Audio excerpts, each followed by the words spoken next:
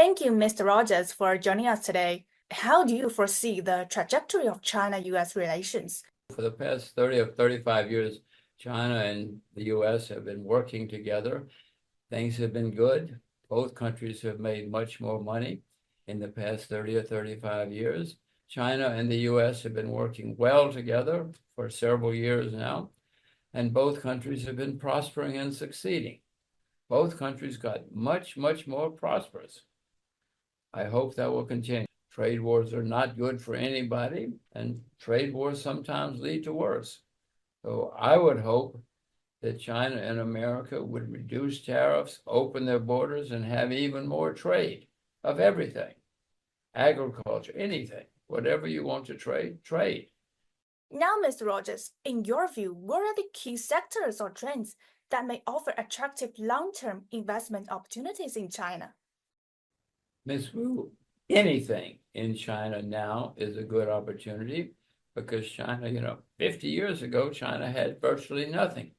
So now, and China's been booming since then. Now China's opening up more. The Chinese want to see the world, and the world wants to see China. So travel and tourism has great opportunities. There are many things that have good opportunities in China going forward. Education. I mean, the Chinese have historically been an extremely educated nation. It will be again. So there are great opportunities in education right now.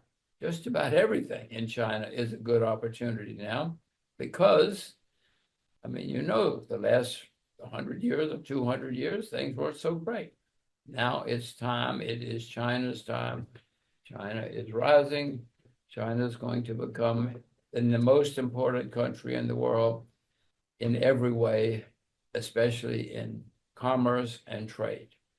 Mr. Rogers, looking ahead, what role do you believe people-to-people exchanges, such as educational and cultural programs, play in fostering a stable and productive relationship between the U.S. and China? Whenever you have people-to-people exchanges, everybody learns something. Maybe they won't learn to speak English or learn to speak Chinese, but they will learn about Chinese food, Western food, Chinese sites, the Chinese desert. But America has a big desert too. Mountains, both countries have mountains. There'll be many, many sites to see. You have the Great Wall. Everybody should see the Great Wall, but it is an astonishing sight. It's been there for a long, long time, as you know. So there's a lot. And it is developing. People realize there's a lot to see in China. So there are great opportunities for people exchanges, travel exchanges, tourism, educational exchanges. Any Americans can now go to China and learn Chinese.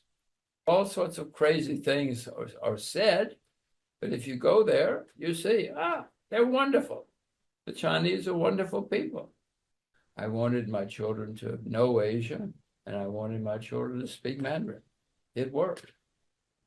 And now we all love China, and they speak Mandarin.